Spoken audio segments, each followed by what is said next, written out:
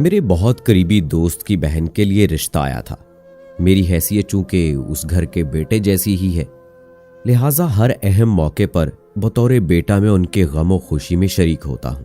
बात तो वहां आने वाले रिश्ते से मुताल्लिक सलाह मशवरे की होनी थी, पर दोस्त ने फोन करके बता दिया था कि स्पेशल बिरयानी भी होगी, लिहाजा बाद में गिला न करना कि खाने बाबत बताया होता तो लाजिम आता। अब मैं उस घर का बेटा था, लिहाजा कैसे इनकार कर सकता था। आखिर मेरी बहन का मामला था। ड्राइंग रूम में तमाम घर वाले बशमूल मेरे दोस्त के मामू और एक दो अनजान खवातीन भी बैठी हुई थीं, जिनमें से एक नजमा नामी खातून वो थीं जिनके तवस्सुत से रिश्ता आया था। लड़के वालों के खानदान पे बात चल रही थी कि नजमा साहबा भरपूर जोश भरी आवाज में बोली, अरे मैं तो आपकी बेटी को अपनी बेटी समझकर कह रही हूं कि जरा देर ना लगाएं। ऐसे लड़के का रिश्ता नसीबों से मिलता है, ठीक कमाता है और है भी एक ही।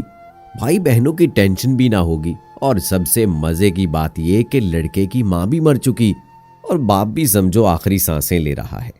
किसी की मां मरना या यतीम होना मजे की बात कैसे हो सकती है।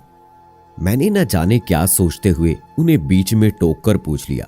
हालांकि इरादा यही था कि चुपचाप बैठूंगा। नजमा आंटी को मेरी बात की समझ ना लगी। साथ बैठे दोस्त ने मेरी टांग पर हाथ रखकर खामोश रहने का इशारा किया, लिहाजा फिर अपना फोकस चाय बिस्किट पर ही रखा। बाद में जो भी बात हुई मुझे उसकी कख समझ नहीं लग रही थी कि मेरा ध्यान उस जालिम संगदिल महफिल से उकता चुका था।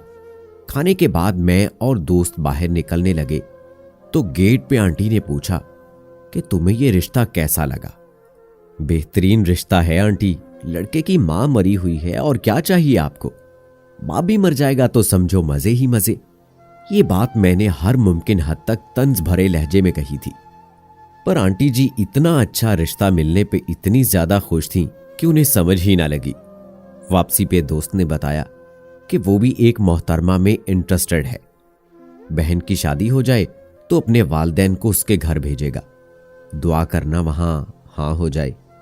यार तेरे रिश्ते पे हाँ होना मुश्किल है, मैंने स्पार्ट लहजे में कहा। क्यों? दोस्त ने इस्तफसार किया। एक तो तेरी 2 बहनें और 4 भाई हैं, तेरे अब्बा भी बिल्कुल सेहतमंद है, और सबसे खराब बात यह कि तेरी मां भी जिंदा है। अब ऐसी खराब फैमिली में कोई क्यों अपनी बहन बेटी ब्याहेगा। दोस्त को समझ लग गई थी कि मेरा दिमाग अब तक नजमा साहबा के उस घटिया जुमले और तमाम फैमिली के उस पे खामोश रहने पे तपा हुआ है, लिहाजा दोस्त खामोश ही रहा। इस बात को 24 घंटे गुजर चुके हैं, पर मैं अब तक उस घटिया जुमले के जहरीले असर से नहीं निकल पाया हूं। लानत हो रिश्ते के इस मयार पे जहां किसी की मां का मरना अच्छी बात गर्दाना जाए। अल्लाह कभी किसी की मां को इससे जुदा ना करे। मां ना हो तो ये दुनिया भले तबाहो बर्बाद हो जाए, आग लग जाए सारी कायनात को, अगर उसमें मां ही नहीं है। हर जगह हम लड़के वालों को विलन बनाकर पेश करते हैं कि वो लड़की की रंगत और जहेज बाबत बात करते हैं, पर क्या कभी लड़की वालों ने सोचा कि हर रिश्ते पे पहले लड़के की बहनों का ना होना और मां का मरा हुआ होना जो उन्हें प्लस पॉइंट लगता है, दर हकीकत कितना घटिया और इंसानियत पे लानत के मुतरादिफ है।